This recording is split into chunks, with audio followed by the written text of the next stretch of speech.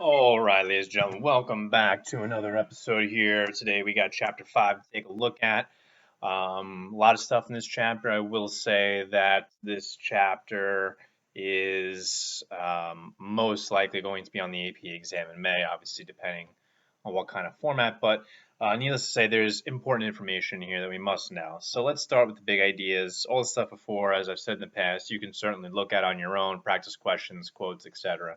So big ideas. We're going to talk about England trying to reassert their control over the colonies after the French Indian War or the 7 Years' War, same thing.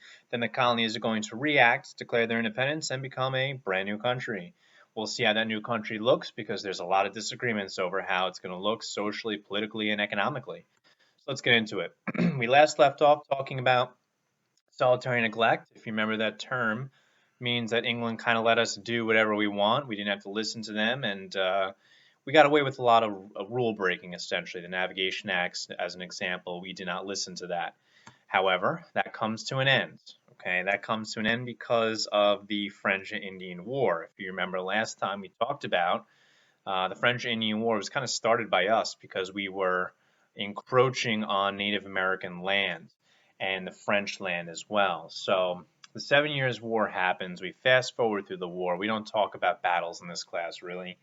And you see the map on the left versus the right and how different the continent looks after the 7 Years' War.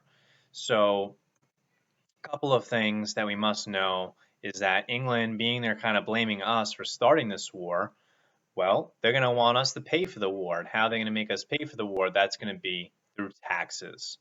So that's huge.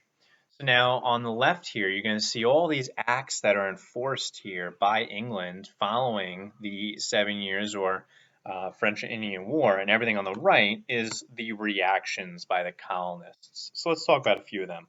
Let's start with something we did mention last time in chapter 4. The Proclamation Line of 1763.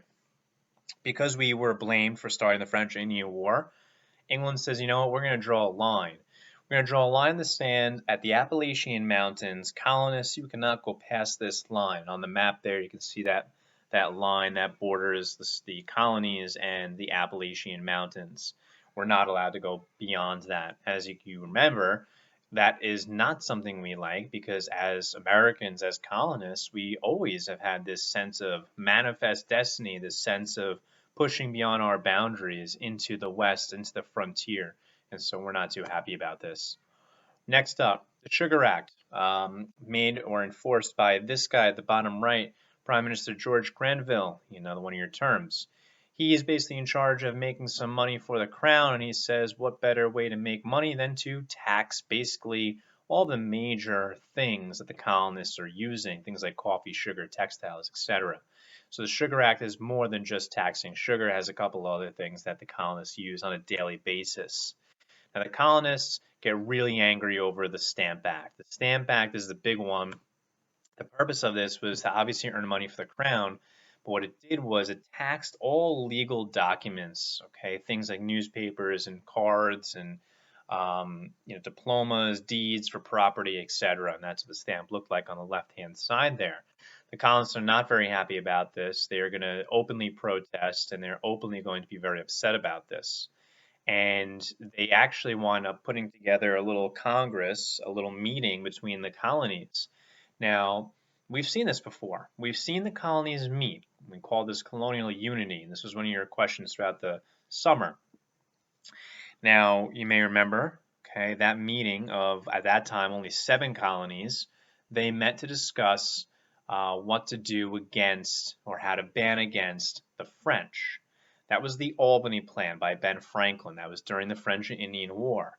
Now, fast forward, we have our next example of colonial unity where only 9, not 13, but 9 of the colonies meet in New York City to talk about getting the Stamp Act repealed. This is called the Stamp Act Congress. At this little meeting, okay, it's important to know they come up with and write a letter to the king with 4 major demands, okay? They call this the Declaration of Rights and Grievances. Number 1 says, hey, listen, only the colonies and our elected representatives have the right to tax us because we vote for them. Number 2, trial by jury was a right, okay? You can't use these admiralty courts because the Admiralty courts were basically set up and run by the Crown and by England, and they didn't feel that they were fair, which they weren't. Colonists, number 3, possessed all the rights of Englishmen, which at this time the colonists were basically treated as second-class citizens, so they were not happy about this. And number 4, without voting rights, Parliament could not represent the colonies. Okay, so that famous phrase, no taxation without representation, that's really where we get this from. So the Stamp Act Congress writes these 4 demands down on a piece of paper, the Declaration of Rights and Grievances, sends it to the king, and he basically laughs, crumples it up, and throws it in the garbage. Awesome. Next, the Quartering Act. Things are continuing to get worse. Britain passes a law that says that the British officers have the right to come into your home and take your bed, and basically you have to feed them. So imagine today, okay, you're getting ready to go to bed, and all of a sudden a soldier knocks on your door and he says, "Hey, listen, my name's Joe. I'll have some of your leftovers from dinner, and show me where your bed is. Hopefully the sheets are nice and clean, and tomorrow morning I like my eggs over easy." What? Yeah, that's exactly what the British soldiers had the right to do according to this Quartering Act, and that was not cool. The colonists were not very happy about this.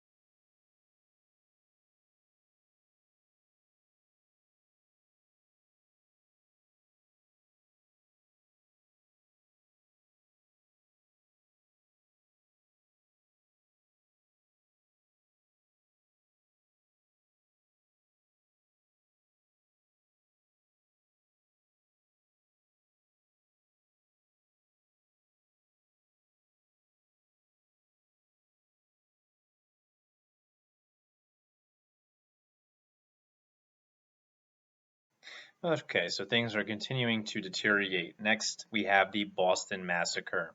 So you might have heard about this before.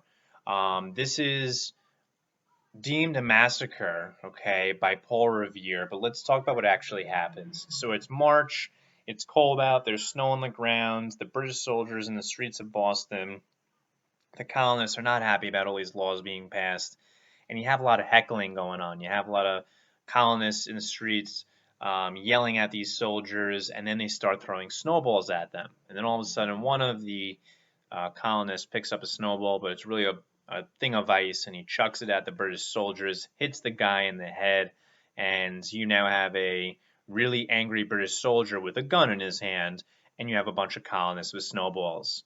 Don't bring a snowball to a gunfight, right?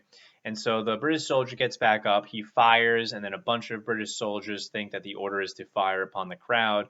They wind up killing, when it's all over, only 5 colonists, so it's not exactly a massacre, but Paul Revere was purposely going to deem this a massacre, and then he actually, what we call engrave or paints this picture on the slide here, and he sends it to all the colonies through Sam Adams, who was involved in the Boston Massacre. One of his boys dies in the Boston Massacre. Through Sam Adams, who set up the Committee of Correspondence, which was created to keep a open line of communication between all the colonies. They send this engraving and the story to all the colonies to try to get them on the same page. Now, let's be clear. Boston and Massachusetts is on board with revolution. They're pissed off. They feel that they're being targeted.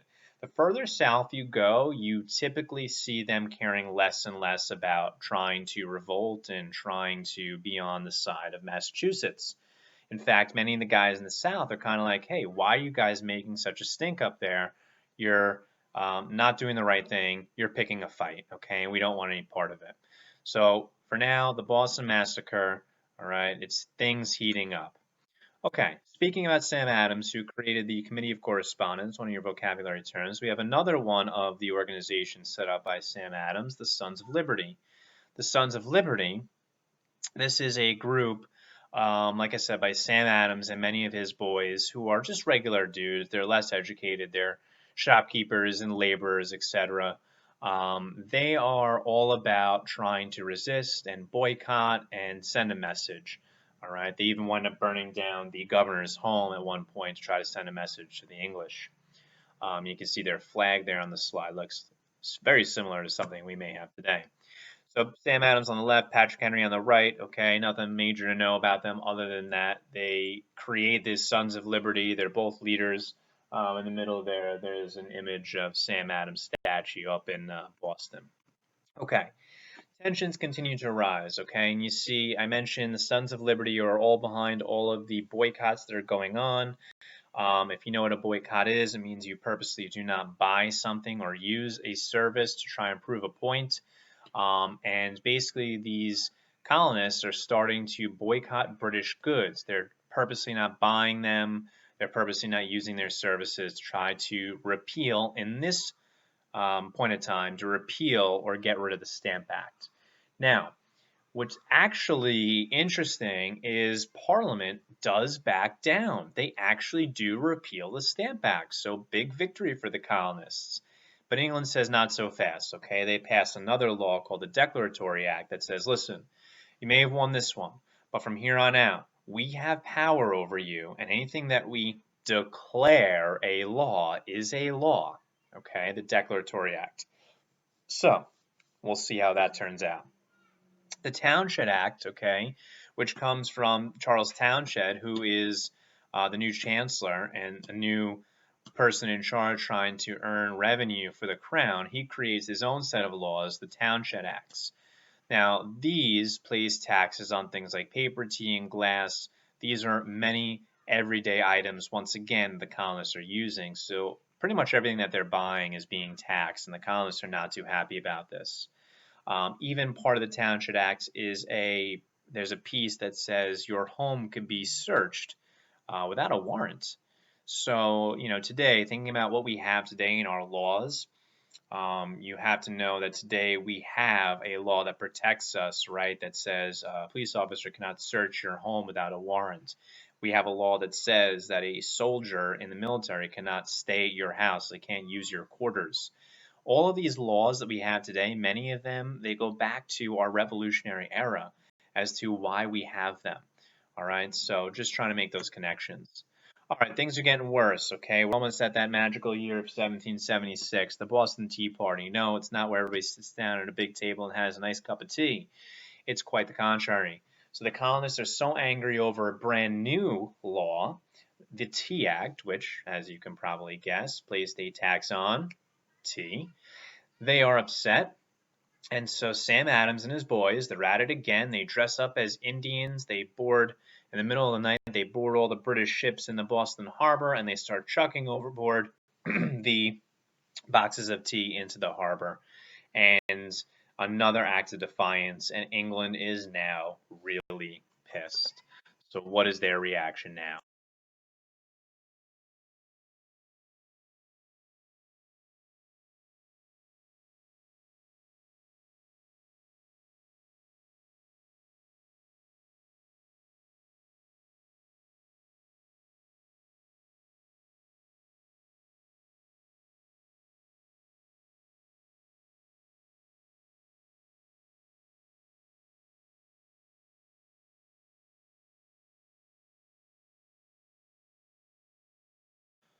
Okay, so the British response, the Boston Tea Party, you're going to see the passing of what we call the coercive acts, or also called the intolerable acts by the colonists.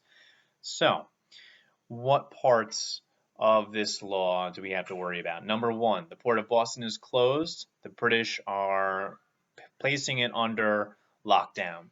Okay, the British don't want any trading ships in or out without their approval.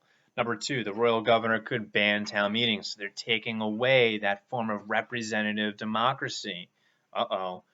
Number three, British officials accused of crimes would stand trial in England, not in Massachusetts. So if I'm a British soldier and I am accused of killing somebody, I would not go to trial in the colonies. I'd go back to England to stand trial, where I have more of a chance of being let go, because the people back in England are less caring about those kinds of situations.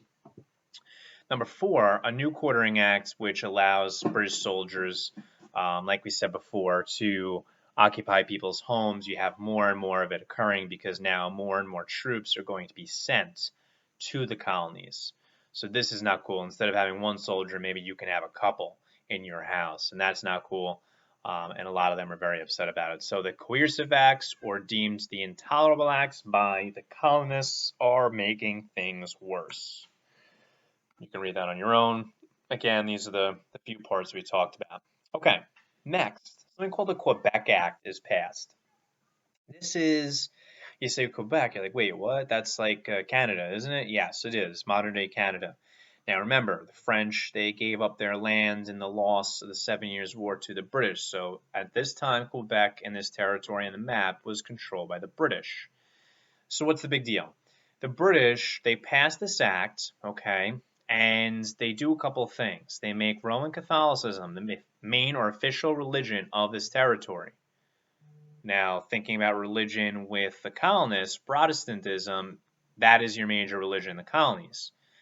Okay, the colonists are a little scared. Is this what's coming next for us?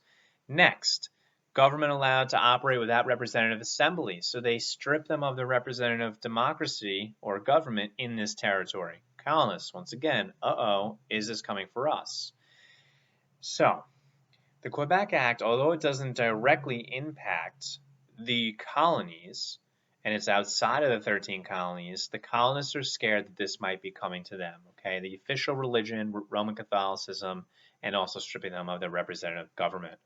So the colonists are getting scared. So it's time for the colonies to meet, okay? The first Continental Congress, we've had a couple examples already that we talked about the colonies coming together and meeting. First was the Albany Plan during the French-Indian War, and then today we already spoke about the Stamp Act Congress. Okay, this is 2 years away from Revolution. This is in Philadelphia. All of the colonies attend except Georgia. Remember, they're far down south. They don't really care. They don't see a purpose to this just yet. So what's the purpose of this? Is it to talk about revolution and rebelling and declaring our independence? No. Okay, this is not, we're not there yet. 2 years, a lot happens still. So the purpose was to respond to the British taking away their colonial liberties, specifically the Intolerable Acts. So what's the response by all the colonies? The rest of the colonies are, like I said before, they're kind of saying, hey, listen, Massachusetts, you're picking a fight. You shouldn't be doing this. And you don't have many colonies on board with trying to send a message or trying to be on the side of Massachusetts. And guys like Sam Adams are very upset about this. But there is a young George Washington there who does say to Sam Adams, hey, listen, be prepared, okay, because a fight could go down. And so Sam Adams will be prepared, and he will spend more time getting things together.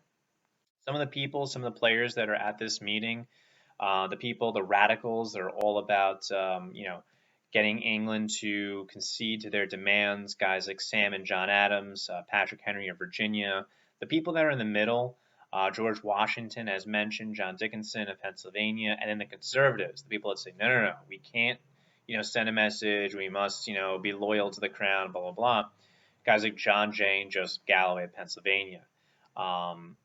Although I would not consider them loyalists, John Jay and Joseph Galloway, they certainly are saying, there's no way we should be talking about revolution. There's no way we should be talking about having them, England repeal our laws here.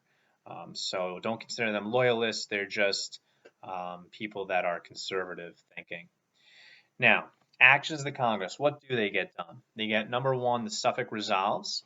They are going to demand the immediate repeal of the Intolerable Acts, which, remember, that is focusing on Massachusetts. We talked about the Declaration of Rights and Grievances, the Continental Association, the committees that are going to be set up to make sure the Suffolk Resolves are followed. And then they said, hey, listen, next year we're going to meet and see how things are a year from now. So not a whole lot is done at the Congress, but we're going to see the impact of this later on. So let's continue going here. Again, a lot of the stuff you can read on your own. Some pictures I insert in slides about certain things. So where does fighting actually go down? You say, wait, I thought we weren't even at revolution yet. We didn't talk about Declaration of Independence. You're right. Fighting actually goes down before the Declaration of Independence, before we declare that we're actually going to do this thing. So what's the story here at Lexington and Concord? This is April 1775.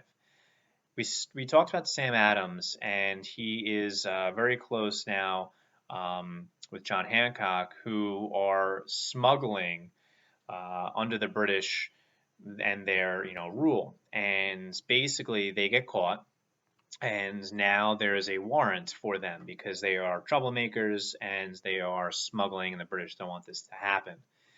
So, long story short, they go to find Sam Adams and John Hancock. And the colonists, okay, Sam Adams and his boys, like George Washington told him, be prepared. Him and his boys were prepared. They ambushed the British at Lexington, and this was a huge success for the colonists. They stood up, the British retreat, and they're like, yeah, this is awesome. Same or similar thing happens at Concord, and the colonists are pumped up. They're like, wow, we can actually, do something here. But things kind of go awry at Bunker Hill, where the colonists wind up losing this little battle between the British and, it's not going to be so easy as they might have thought it would have been.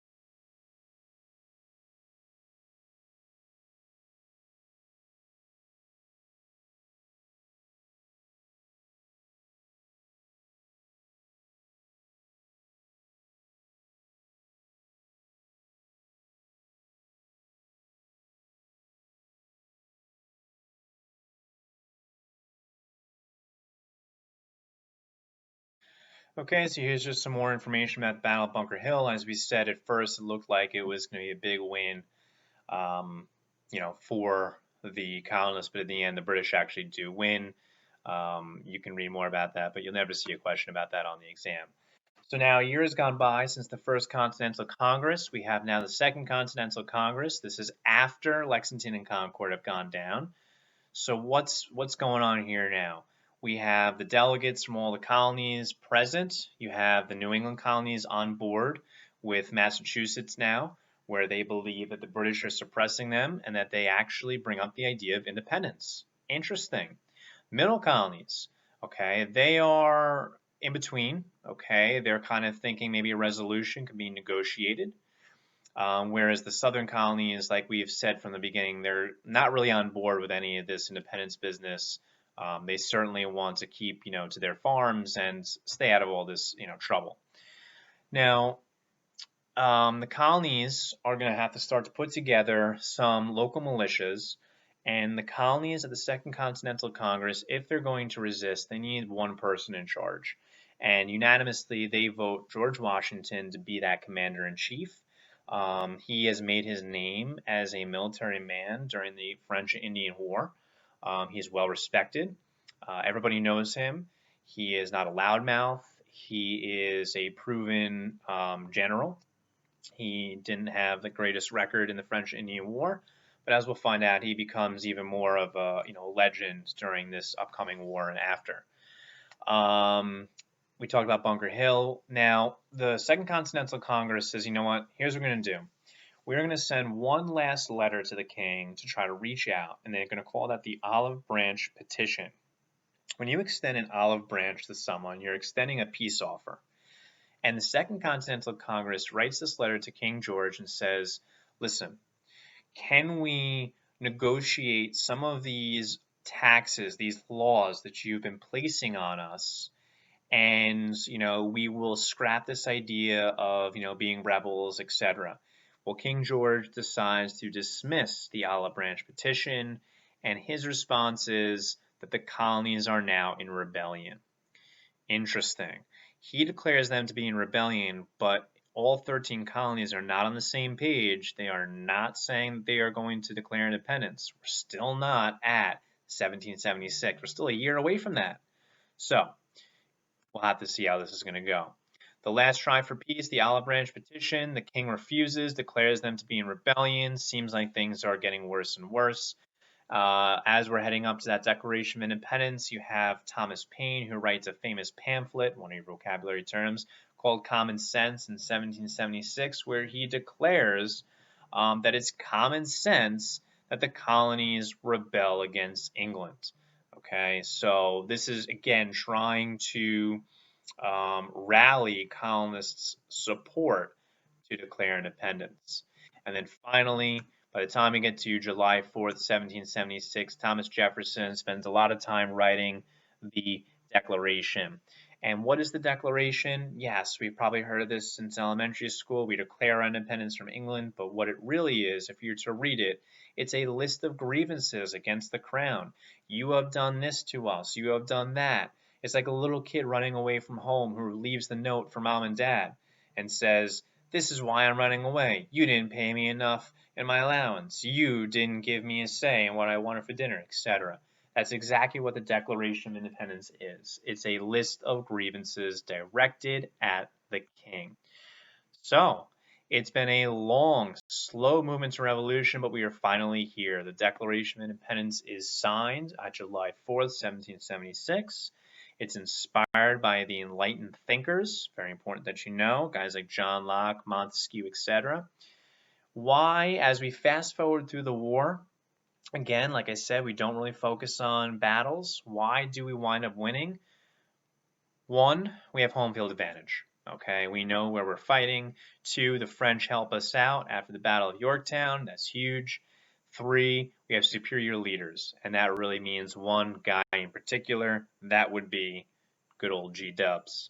So that's why we win. But now the major questions are, what do we do after we declare independence? What's the government we're going to create look like?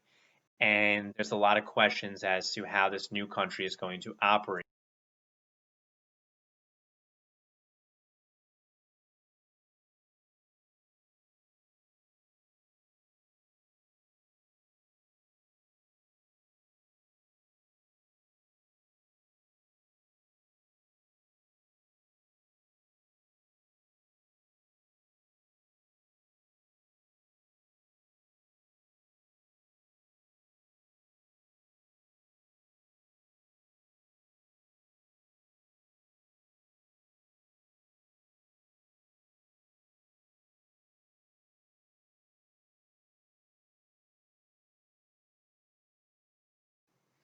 Okay, so as we wrap all of this up, let me just put side by side what the strengths and weaknesses were of both sides of the war. Again, we don't talk about the battles. I'm never going to ask you, nor will College Board ask you about the importance of the Battle of Saratoga, for example. Now, in saying that, if you knew something about any of those battles and you incorporate it in your writing, it's like bonus points. It's like really showing the reader, you know your stuff. So, anyways, what were the strengths and weaknesses of the British and the colonists? First of all, Britain is, the major superpower here. There's no way they're going to lose this war. They have a lot of loyalist support in the colonies. For example, even on Long Island itself, a lot of loyalists. And the weak government structure under that Continental Congress, and eventually they'll be creating the Articles of Confederation, they were a mess. Remember, not all the 13 colonies were on the same page. They were like 13 independent countries, not one country. So very, disorganized leadership as far as the colonies go. Now, the colonial strengths, we have, obviously we have George Washington. He's our secret weapon, if you will. He knows what to do. He's like the only one, obviously, that could have really pulled this off.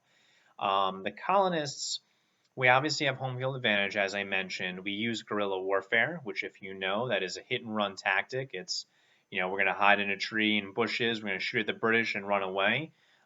This was not conventional warfare. This is not your Napoleon days of, war.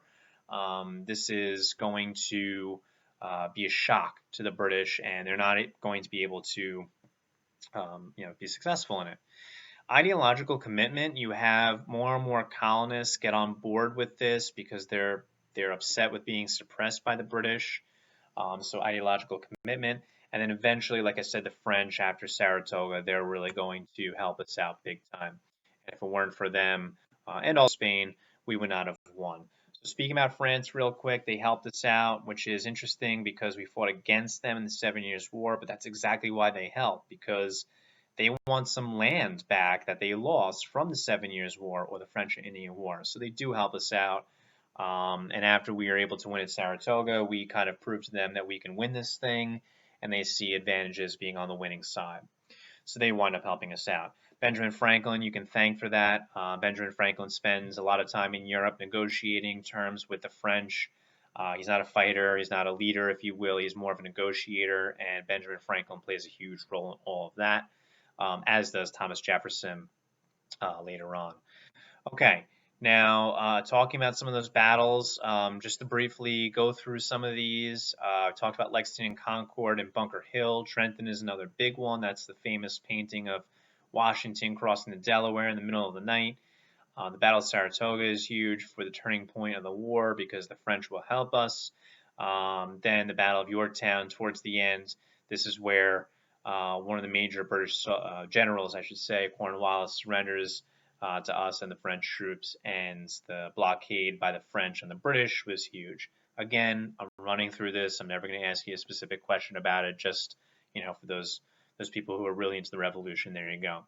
All right, that is it. That is it for this chapter, chapter 5. We're lumping this test into chapter 3, 4, and 5. So make sure you take a watch. If you had a positive experience, give me a like or subscribe.